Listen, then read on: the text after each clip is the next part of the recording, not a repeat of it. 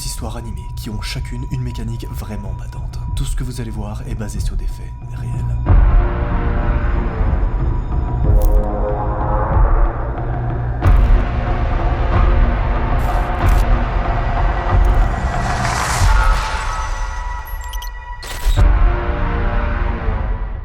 Histoire numéro 1.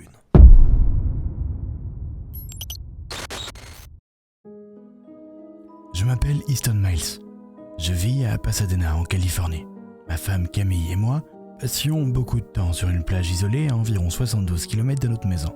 On allait là-bas chaque fois qu'on le pouvait. Nous avions découvert un petit coin de paradis avec un vieux banc en bois surplombant de magnifiques étendues d'eau et une grande plage qui s'étendait sur plusieurs kilomètres. On parlait pendant des heures et on trouvait ça reposant de passer du temps loin de l'agitation de la ville. Un samedi, le 2 juillet 2016, vers 13h, Camille est partie se promener pour passer un moment tranquille. Elle disparaissait généralement pendant à peu près 1 heure, mais ce jour-là, elle n'est jamais revenue. J'étais affolé.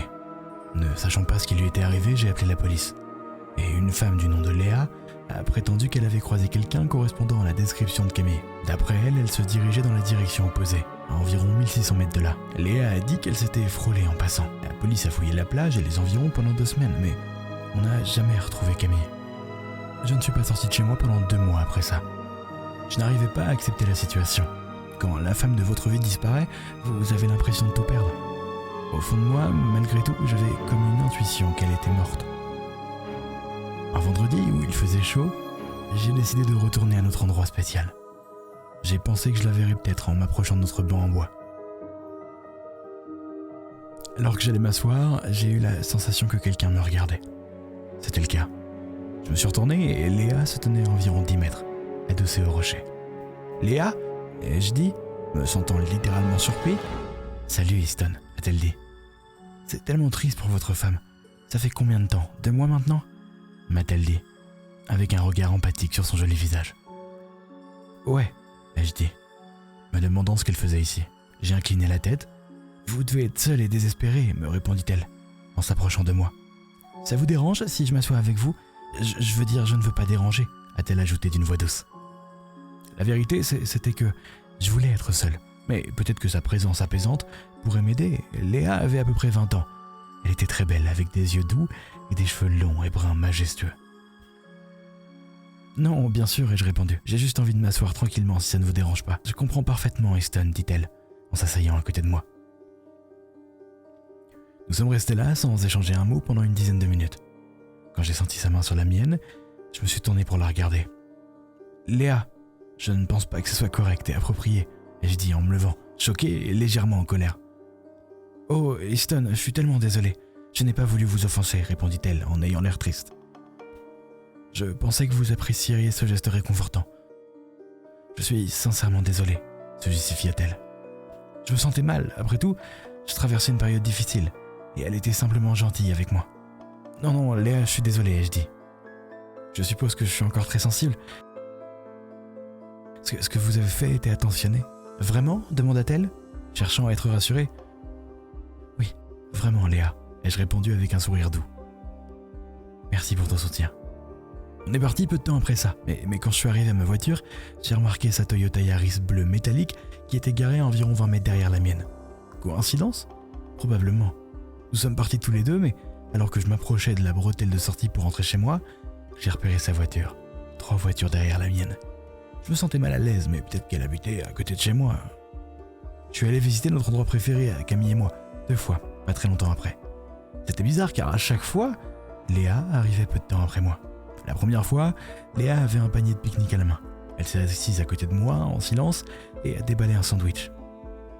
C'était un sandwich avec du bœuf émincé, de l'oignon, des cornichons et de la moutarde anglaise. C'était mon préféré. C'était celui que Camille préparait tout le temps pour moi.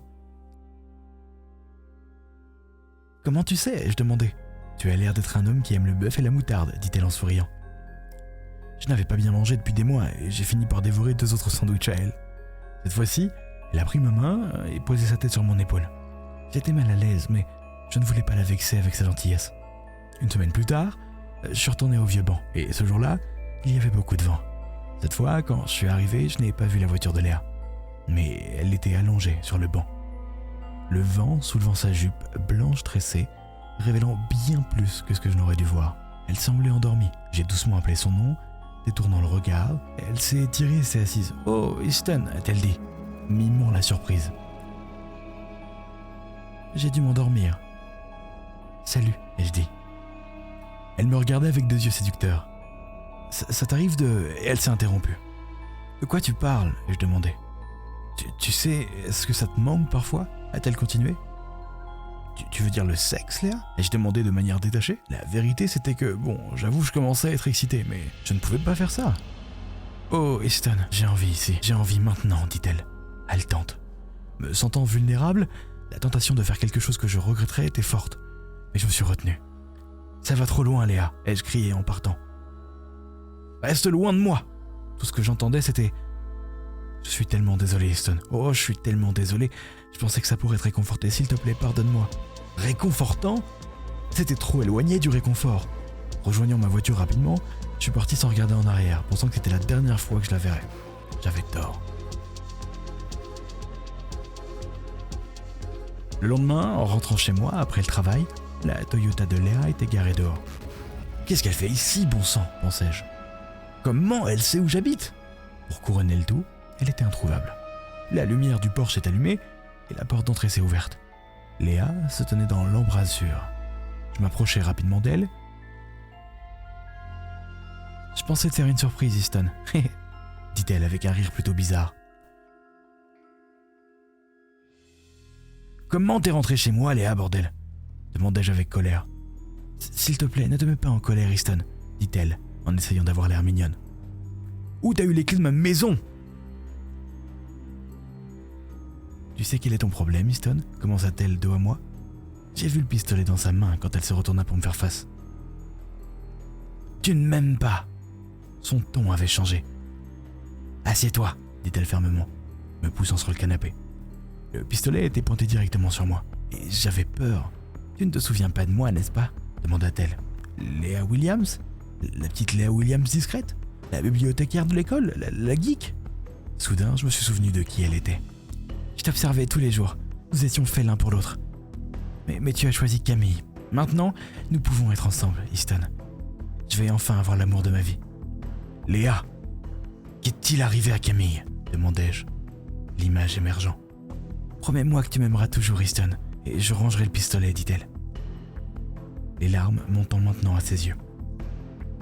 Camille, ai-je commencé, et puis j'ai vu les clés de Camille accrochées à la ceinture de Léa. Elle répondit d'une manière perturbante et effrayante. Je l'ai enterrée à côté d'un palmier dans une clairière. J'ai été rapide pour elle. Tu n'as plus à t'inquiéter, Easton, c'est notre moment à nous maintenant. Oh mon Dieu, non ! Me suis-je entendu crier, du plus profond de mes entrailles. Alors qu'elle baissait le pistolet, j'ai vu une opportunité, mais à quelques centimètres d'elle, un coup de feu me rendit sourd. Elle s'était tirée une balle dans la bouche. Il y avait du sang partout. Je me souviens pas avoir appelé la police, mais ils sont arrivés rapidement.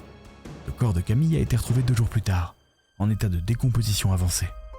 Ma santé mentale a beaucoup souffert, et je n'ai pas pu parler pendant plus de 3 mois. Je suis allé en psychothérapie pour stress post-traumatique pendant plus d'1 an, et je pense que ma vie ne sera plus jamais comme avant.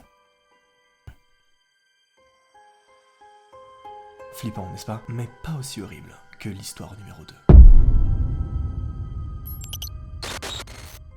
Je m'appelle Emmett Tanner et j'ai maintenant 43 ans.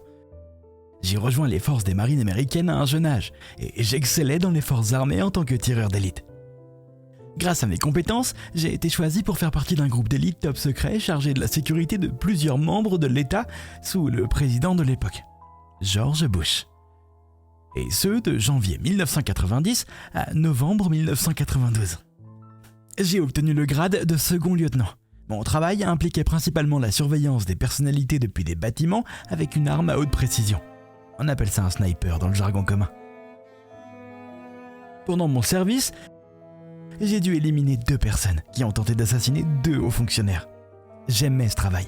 Ça me procurait une grande fierté de savoir que j'avais la vie de nombreuses personnes entre mes mains. Et mes compétences d'observation et de visée sont devenues une seconde nature pour moi. J'ai servi pendant 9 autres années jusqu'en 2001. Ce que je n'avais pas réalisé à l'époque, c'était que mes compétences deviendraient une obsession. Aujourd'hui, on est le 30 avril 2007 et je suis en prison pour une peine à perpétuité. Pour moi, c'est juste un autre jour. Pendant mon séjour au sein des forces des marines, j'étais basé à Houston. Nos quartiers étaient constitués de 2 immeubles de 10 étages, directement en face l'un de l'autre. Un pour les hommes et l'autre pour les femmes. J'étais au 10e étage, dans une chambre seule, à un coin du bâtiment donnant sur le logement des femmes. Mes jumelles de vision nocturne étaient tellement puissantes que je pouvais voir une pièce de 10 centimes sur le trottoir 10 étages plus bas. Mais je n'étais pas intéressé par les pièces de 10 centimes. Il y avait 4 femmes officiers que je trouvais extrêmement attirantes. Et nuit après nuit, avec mes jumelles, je les regardais se déshabiller, puis regarder la télévision en nuisette. Une se distinguait des autres. La capitaine Arlo Delaney, elle était la plus sexy de toutes. Les nuits d'été chaudes, elle s'asseyait en sous-vêtements et elle brossait ses beaux cheveux bruns. Et elle sortait toujours de sa douche dans son salon complètement nue, avec une serviette enroulée autour de sa tête. Elle ne prenait même pas la peine de tirer les rideaux, car personne ne pouvait rien voir depuis notre bâtiment à 150 mètres de distance, sauf si quelqu'un l'espionnait avec une paire de jumelles. Quelqu'un comme moi, par exemple.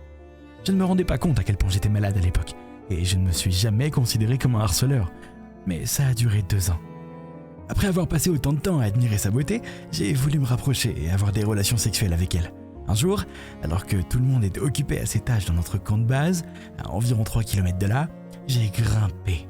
J'ai grimpé les escaliers du dortoir des femmes, des roses à la main, et en quelques secondes à peine, j'ai ouvert la porte de son appartement.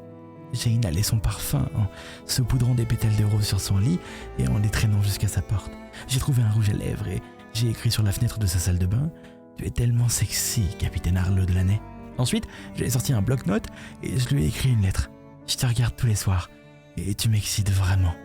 Je sais que tu me veux. Tu ne sais juste pas encore à quel point tu me veux. » Je l'ai placée sur sa table basse et elle avait laissé son téléphone portable dans sa chambre, alors j'ai pris son numéro moi-même. Ce soir-là, j'ai attendu avec impatience son retour chez elle. Et elle est arrivée vers 18h, et j'ai pu voir le choc sur son visage quand elle est entrée dans mon champ de vision. Pas besoin de jumelles de vision nocturne, une simple paire avait fait l'affaire. En la regardant à travers les jumelles, elle semblait me fixer droit dans les yeux. Merde, j'ai maudit en me baissant. Est-ce qu'elle m'a vu ? Me demandai-je, tandis que mon cœur battait la chamade. Elle n'aurait pas pu. Je me suis convaincu moi-même. J'avais un logiciel de modification de voix sur mon téléphone. Je l'ai activé et je l'ai appelé. « Capitaine Delaney ?» répondit-elle, semblant secouée de ce qui se passait. « J'espère que tu aimes ta surprise, capitaine » dis-je de ton plus bas. « Qui es-tu, bordel ?» cria-t-elle en retour. « Un admirateur secret, chérie. Ne sois pas en colère, au fait. Ton parfum remplit ton salon et ça me rend fou, répondis-je. « Peu importe qui tu es foutu, espèce de taré, j'appelle la sécurité » dit-elle avec colère et fermeté. « Ah bon ? Pourquoi tu voudrais faire ça ?» demandai-je. Tu n'es pas touché par le fait que tu as quelqu'un qui ne peut pas te résister ? Elle raccrocha rapidement. J'ai jeté un autre coup d'œil à travers les jumelles et en 2 minutes, 2 marines et une collègue officière sont rentrées dans son appartement. Soudain, quelqu'un a frappé à ma porte. « Qui ça peut être, bordel ?» me demandai-je. J'ai rapidement rangé mes jumelles, m'attendant au pire. « Salut Emmett, mon pote !» dit une voix avec un sourire amical lorsque j'ai ouvert la porte. C'était Arlo, qui habitait au bout du couloir. « Salut Arlo, quoi de neuf mon pote ?» demandai-je de façon décontractée. Je pouvais voir qu'il voulait entrer, mais je me tenais debout en tenant la porte. « Je voulais juste te rendre ton livre, Emmett, » dit-il, me passant mon livre qui s'appelait Criminals Injustice. « Il y a de sacrées enflures dans ce livre, dit-il. Surtout les harceleurs, ajouta-t-il. Heureusement, ils sont tous attrapés, ils sont tous toujours fait prendre. Ouais, c'est des salauds, ajoutai-je. Des fois, on a l'impression d'avoir été frappé par un marteau-piqueur et d'être sonné. Et je t'avoue que c'était l'un de ces moments. Le lendemain matin, avant l'appel à 8h, j'attendais sur le côté jusqu'à ce que je repère le capitaine Delaney. Elle marchait seule, alors je m'approchai d'elle et je lui ai dit « Salut, bonjour capitaine », avec respect. « Bonjour lieutenant », répondit-elle avec un sourire, mais elle avait l'air préoccupée. « Que puis-je faire pour vous, Emmett ?» demanda-t-elle. Je voulais juste dire bonjour capitaine. Vous avez l'air très élégante aujourd'hui, plaisantai-je. Merci Emmett, dit-elle en regardant vers le sol. « Il s'est passé quelque chose, madame ?» et je demandai. « Un fou est entré dans ma chambre hier et il a dispersé des pétales de rose partout. Il a aussi écrit une lettre perverse et dégoûtante. Et il a écrit des horreurs sur mon miroir de salle de bain avec du rouge à lèvres. C'est affreux, madame. De vrais malades rôdes, dis-je, parlant avec précaution et en étant préoccupé. S'il y a quelque chose que je peux faire pour vous... Merci, Emmett, répondit-elle. Mais j'ai des gens sur le coup. Le capitaine Delaney m'avait traité de fou et de pervers, et je n'ai pas pris ça bien du tout. Je lui ai souri, je lui ai fait le salut et je me suis mis en ligne pour l'appel. Alors que la journée touchait à sa fin, j'attendais derrière un mur près de l'entrée du bâtiment des appartements des dames lorsque le capitaine Delaney arrivait. Il était déjà 19h15 et était surprise de me voir. « Emmett, que fais-tu ici ?» demanda-t-elle. Je m'assure juste que vous rentriez chez vous en toute sécurité, capitaine, et que l'événement d'hier ne recommence pas. »« C'est très gentil de ta part, Emmett, et je t'ai déjà dit que j'avais des gens sur le coup, » dit-elle plutôt fermement. J'étais offensé, elle me traitait de fou, de pervers, et maintenant elle rejetait mon aide. Je suis monté dans ma chambre et j'ai verrouillé la porte. J'allais donner une petite leçon au capitaine. J'ai sorti mon fusil sniper de son étui, je l'ai assemblé avec sa lunette de vision nocturne et son silencieux, et très rapidement je l'avais dans ma ligne de mire. Mais elle a immédiatement disparu de ma vue. Puis j'ai vu le major Anne Tyler apparaître. Elles étaient amies proches. Elles ont commencé à discuter alors que j'étais de plus en plus impatient. J'ai vu une opportunité alors que le viseur de ma cible était centré sur le front du capitaine. Bingo! J'ai appuyé sur la détente. Simultanément, le capitaine Delaney s'est déplacé et la balle a frappé le major Tyler à la poitrine, la tuant instantanément. Je pense que tout le monde dans la région a entendu le cri du capitaine Delaney. Les experts en criminalistique ont rapidement tracé la trajectoire de la balle jusqu'à ma chambre. Le lendemain matin, après que les experts aient confirmé que mon fusil avait été utilisé que 10 heures plus tôt, j'ai été arrêté et condamné à la réclusion à perpétuité. Ce jour excitant me manque. Peut-être que je sortirai bientôt pour bonne conduite et que je déménagerai près de chez vous. Passons maintenant à la troisième et dernière histoire de cette vidéo. Je m'appelle Hector Abbott et j'habite au 2e étage d'un vieux complexe d'appartements dans la rue Green à Soho, en plein cœur de New York. J'ai pris ma retraite il y a 2 ans et j'ai maintenant 62 ans. J'étais parachutiste dans l'armée et je reste en forme en m'entraînant tous les jours. On pourrait me qualifier de commère du quartier. J'adore m'asseoir sur mon balcon et tout observer.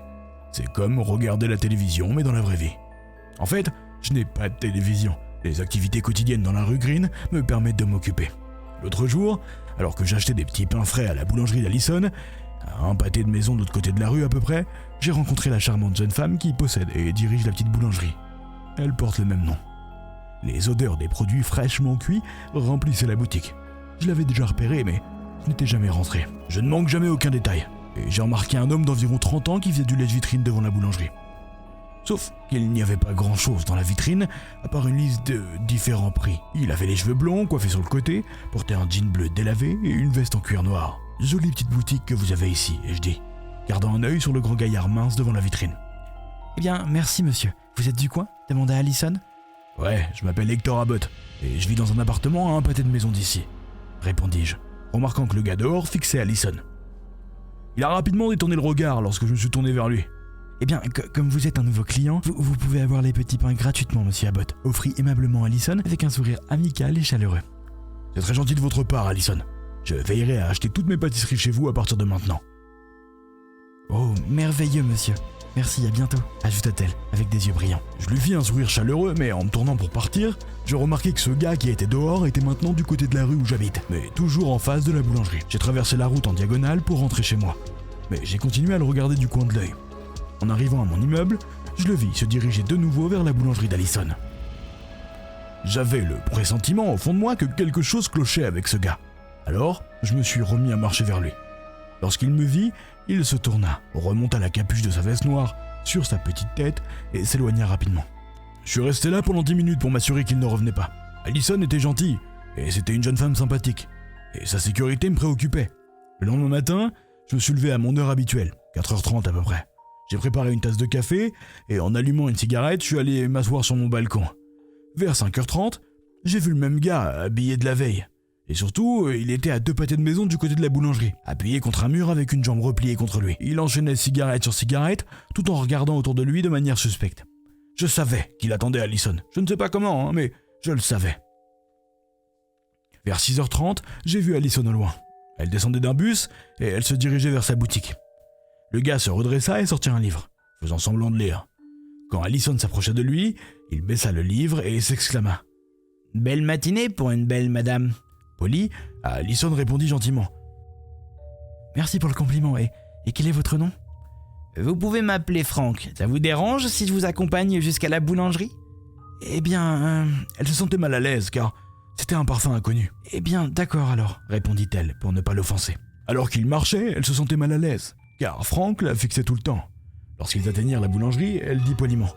« Merci Frank, passez une bonne journée maintenant. »« Oh, je le ferai, Allison. Ça a bien commencé en marchant avec vous. » répondit-il avec un sourire malsain avant de s'éloigner. J'ai mis des vêtements décents et je me suis dirigé vers la boulangerie d'Allison. En le faisant, j'ai cru voir le gars se faufiler soudainement dans l'allée à une trentaine de mètres.